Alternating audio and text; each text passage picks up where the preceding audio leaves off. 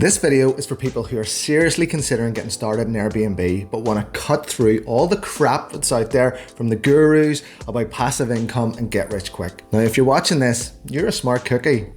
You've been around the block a few times and you know it's not that simple, but you just want to know how much money can you actually make from Airbnb? What are the costs going to look like? And ultimately, is it going to be worth it? In this video, I'm going to go through all of this, from initial startup costs, operating expenses, and how to find out what nightly rates, occupancy, and ultimately profit you can make. I'm going to show you some real numbers from one of my properties, and I'm going to show you some tips and tricks to maximize that bottom line. If you're new here, what's the crack? My name's Dave, and I'm the founder of a multi-award winning property management company here in Belfast. We manage over 75 properties, hosting over 18,000 guests a year. And last year, we did over £4 million in bookings. So let's get into it. Okay, so first up, initial investment, getting started and getting a property. Now, surprise, surprise. Surprise, surprise.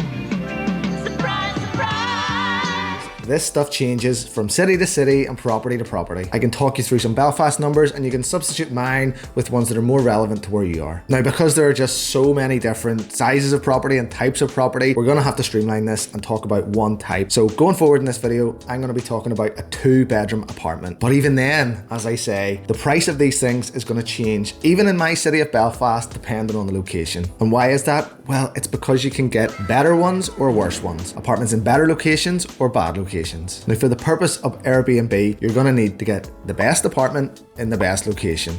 And that comes at a price. In Belfast, you can be talking about anything from 150k up to 200k. Where you are, that might be more or less. But the key here is to really think about the quality, the size, and most importantly, the location of the apartment. This is an investment that you're putting money into because you know it's going to return in nightly rates and demand for the property. There's no point getting a tiny 2-bedroom apartment in the shitty area of town because no one's going to want to book it. But likewise, there's no point in getting a really amazing apartment in the suburbs where all the rich people live, but it's actually tucked away from the city centre. That's not going to work either. Buying a property is obviously going to be the most expensive. You're going to have a deposit down there. You're going to have to pay for legal fees, maybe stamp duty, whatever it is in your area or your country. There are other ways to secure properties to use as Airbnb. One way is that you can rent someone else's. Now, this is a much cheaper way because you obviously don't need the deposit or to buy it outright, but you are going to have fixed liability of that rent to the owner every month, even before you've got started. And that's going to be much higher than a mortgage cost if you were to just buy it. Third way to secure a property, which is basically free,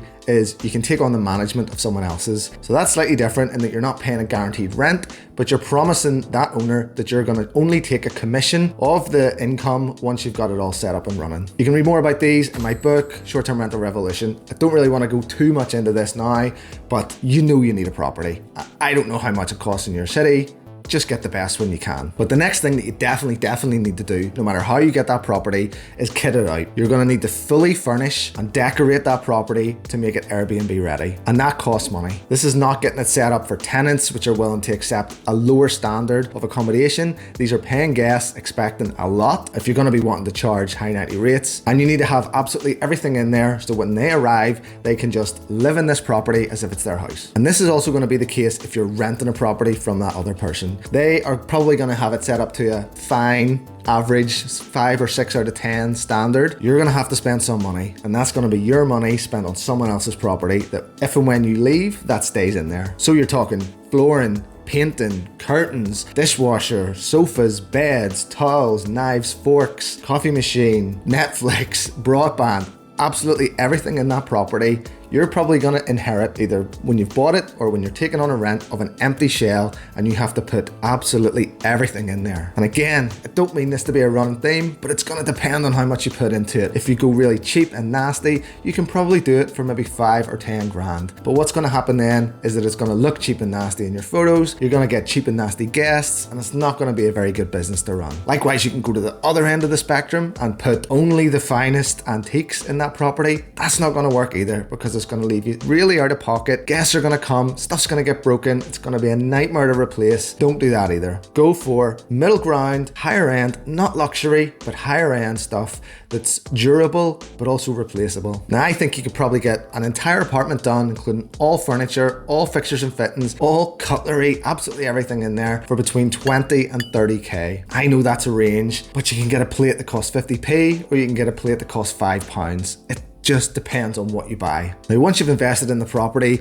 and you've invested in all the furniture and the paint and everything to do it up all nice, the next biggest and probably cheapest investment that you can do is invest in high quality professional photos. This is probably going to cost between 100, maybe 200 at the most pounds, but it is one of the best investments that you'll ever make in this property. This is how you're going to show off the property and get bookings in. These people who are going to spend serious money in there, you need to have good photos to convince them to come and stay in your place. In terms of other setup fees, there aren't really that many there. The booking sites let you list on their sites for free. In terms of your own website, yes, that will be great to have, but if we're talking about just getting started, that's something we can talk about down the line. But if you want to go down a little rabbit hole, you click this video and see the top ways that you can turbocharge this business. We're going to talk about a few of them later, but this is like the higher end stuff. Okay, so next up, we're talking nightly rates, monthly revenue, and how much money you're going to make. So for this, you're going to want to use a website like Airbnb.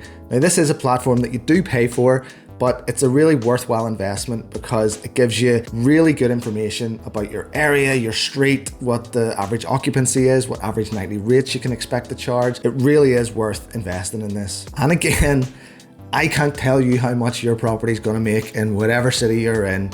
So, I mean, here are some examples. I can show you Belfast, I can show you Glasgow, I can show you Manchester, but it really is important to drill down, to do that research, because I talked about that location, and check this out. This is Belfast city centre in terms of occupancy and average daily rate and annual revenue. And this is Greater Belfast. Look at the difference there. And this works just the same in Glasgow city centre to Greater Glasgow. And again, in Manchester city centre to Greater Manchester. Think of your town or city like a heat map. Wherever the word is on Google, that is where people want to stay, right in the middle of your word of whatever your city's called. That's where the hottest rates are going to be. And the further out you get from those, the cooler those rates are going to get. Airbnb is also really good at showing you how seasonal a destination is. I'm talking about cities here, Glasgow, Belfast, Manchester. You might live or have a property or want to set up a property in a rural location or a seaside location. I know cities, and cities are seasonal, and I'm sure this area is going to be seasonal too. So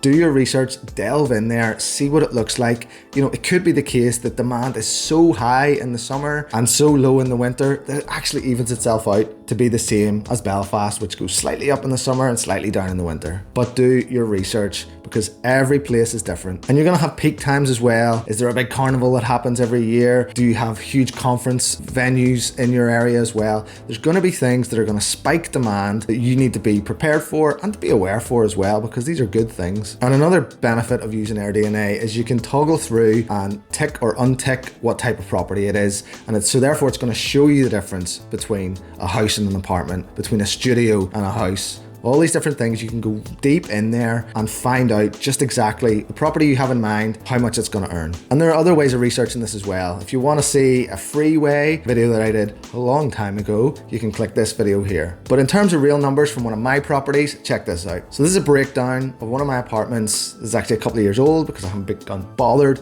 to do it for last year. But this is 2022. And you can see here that the total income over the year was just shy of 50 grand. And you can see that seasonality that I was talking about. Really, really quiet in the winter months. Get a little bump around Halloween, but super busy in the summer and up to Christmas. Now we're going to keep coming back to that spreadsheet because those are real numbers, and I think it's valuable for you to see a real life example of a real property that's doing pretty well. And to give you an idea, I bought that property back in 2015 for £110,000. Now I think it's probably worth about 170. I spent 20 grand at the time doing it up. It used to look like this. It now looks like this. And it's a pretty kick-ass apartment. 2 bedrooms, 2 bathrooms, a sofa bed, secure underground car parking. Look at where it is on the map. Killer location. So this is how I'm able to do these numbers. Okay, so now we're on to operating expenses. So you've bought the property, you're making killer money. How much does it actually cost you to run it? So the big operating expenses, whenever you're on Airbnb or booking.com, are commissions to those OTAs, which are absolute scandalous, and also cleaning fees. So the booking sites work hard to get you bookings in, and for that they charge quite a lot as well. Booking.com is 15%. Airbnb, if you set up as a professional host, is 15% as well. But if you're not using a channel manager, it's only 3% to you. So cleaning fees and maintenance costs. So to clean my apartment that I've showed you the numbers for, you can see here that it costs £30 to clean. Now that's not for linen, that's for taking 2.5 to 3 hours in the property scrubbing. Now you might think 3 hours is a lot to clean a 2-bedroom apartment, but you've got to make this place absolutely spotless, because if a guest comes and finds one short and curly little black curly hair or a bit of dust anywhere, that's a negative review. And you'll see from that spreadsheet that the overall cleaning cost per month varies depending on how many bookings you've got, of course. So in February with 10 cleans, it cost me 300 quid, but in November I only had 3, so it cost me 120 quid. And this is what I keep coming back to. The costs are going to depend on how it's run. Now, if you're a clever clogs, I'm sure you've worked out that it's probably a good idea to not take shorter stays and to encourage longer stays. And then when we're talking maintenance as well, it goes back to what I said. If you're putting in super fancy glasses, then whenever one of them gets broke, and I say whenever, not if, they will be broken at some stage, it's going to be really expensive. You have to keep maintaining that stock of expensive glasses. Over the year of 2022, this property incurred just over 1,400 quid of repairs. Now I can't remember exactly what all of those were, but it's things like touch up of paint, replacing glasses, the odd time we needed to get a new mattress, there's plumbers in there. There's just stuff goes wrong in these properties that needs fixed. And the easier and cheaper it is to fix, the better. Next up, utilities. Now, as an Airbnb host, you're going to have to pay for all the broadband, all the gas, all the electricity, and that can be a tough one to take, because if it's anything like in Belfast, we get guests that come from hot countries. Belfast, I don't know if you know, is not a hot country, and what they need to do then is turn the heating up full whack. When it ultimately gets too warm, they do not turn the heating down, they open windows. When guests leave, they don't care about turning lights off, so electricity bills go up. So there are ways that you can try and put a cap on things, try and restrict how much energy a guest uses, but again, if you put restrictions on things, guests are going to get frustrated. Next up is linen. Now, if you're starting out, you might be wanting to just buy maybe 3 sets of linen, have one on the beds, one in the cupboard, and one being cleaned at the same time. There's obviously an outlay for that, but it's pretty cheap to get all that stuff. And you've got a constant cycle of linen being stored on the beds and being cleaned. But you're going to need to keep track of that and make sure none gets lost, none gets ripped, none gets super threadbare from 1,000 washes, and then replace it when it's needed. There's also the cost of having it laundered or dry cleaned every time, maybe ironed as well, and someone's going to have to drop that off to the laundrette. Once you get to a certain size, like us, we actually hire our linen from providers that provide linen to the hotels and stuff like that. And for a 2-bedroom apartment, so we're talking 2 king size beds, 1 single bed, a sofa bed, towels for everyone, bath mats, it comes in around 25 quid. Now that's per changeover, but what you're getting for that is white starched linen.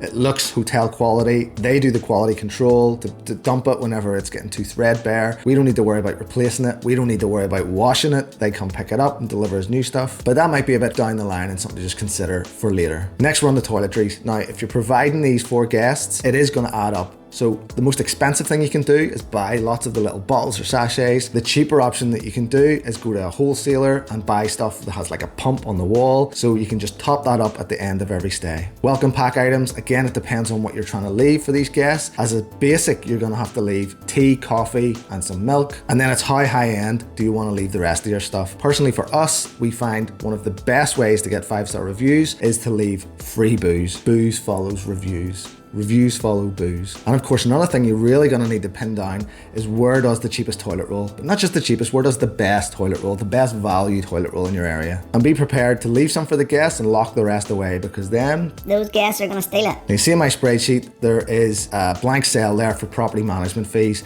Now, we are the property management, or my company is, Centre Belfast Apartments. But if you're starting an Airbnb and you don't want to do all the work yourself, you can't outsource a lot of this work to someone else. They're going to have a fee depending on how much work they're doing and how good they are. So look out for co-hosts and other property management companies in your area. So you'll see with an income of just under 50k, when you take away all those expenses that have been added up over the year, these are real numbers from my real property, the net income is just over £36,000. So you're going to need to take off your mortgage, your utilities, and then your tax that you're going to pay. But you can see that this is far better than I would have ever achieved from a rental property on this. This property on the rental market in Belfast would have achieved about £1,200 a month, bringing in a grand total before expenses of £1,400 and £400. So it's 50% less than the income that I got after all operating expenses using it as Airbnb. But I have to stress here, this is not a like for like. First of all, in a standard tenancy, there's not much work. On Airbnb, there is quite a lot of work. Second of all, there was an extensive amount of investment put into this property to make sure that it could earn that amount. Thirdly, it's in an unbelievable location in Belfast. If this property was done on the cheap, didn't have the amenities that this one does, and was in a poor location, it would not have earned that income. It's so important that you really focus and remember that if you're buying your own property. All right, next up, some tips to absolutely maximize the income that you're gonna make from it. The first thing is having effective pricing strategies and rate pricing software. This is gonna ensure that your property is priced as high as it can to generate the highest earning revenue. Now thinking back, I don't even think I was using rate pricing software back in 2022. The income from that property today will be much higher than it was back then. These algorithms do this magic. They scrape the data from the market, they know where the demand is, and they adjust those rates far quicker and far better than any human can. Number two, like I'm always saying, this is a hospitality business. If you want to earn the highest rates, you got to be delivering the best customer service so you can get the best reviews. Say it with me, revenue follows reviews. Next up is effective marketing and leveraging social media. So you saw the commissions that were payable to Booking.com, Expedia, all the other booking sites. They're not cheap. Yes, they work hard for it. 15%? Really? 15%? The best thing you can do is if you're running an Airbnb is to try and focus on getting direct bookings. That way you cut out those booking sites altogether. It's more control and it's more money in your pocket. And last up, we touched on it earlier, do not take one night stays. You saw the changeover costs for cleaning and linen. If you have 7 of them in 1 week, that's crazy expensive compared to if you had one 7-night stay. There are lots of ways that you can encourage these longer stays and discourage the shorter stays. And as I say, there's a whole video on how to turbocharge your Airbnb business. You can click this video and watch it. But look, we're coming to the end of this video now. Now I know I've said through this video countless times, it depends. And I'm sorry, I promised you numbers. I gave you my real numbers. I can't give you real numbers for where you are. I don't know where you are. Actually, leave me a comment. Where are you? Tell me what an average 2-bedroom apartment is. Tell me what you think your nightly rate is wherever you are. This has been a whistle stop guide. I hope I've encouraged you that there are ways to find more detailed answers about how much you can actually make. This is not a get rich quick scheme. This is not passive income. It's a hospitality business. And if you're still here and you're still interested, brilliant. You're on the right track and you're gonna make some money. The next thing you need to do is click this video and watch this 30-minute free training on how to get started the right way. It's gonna show you how to get ready, get going, get good, and get smart. See you next time.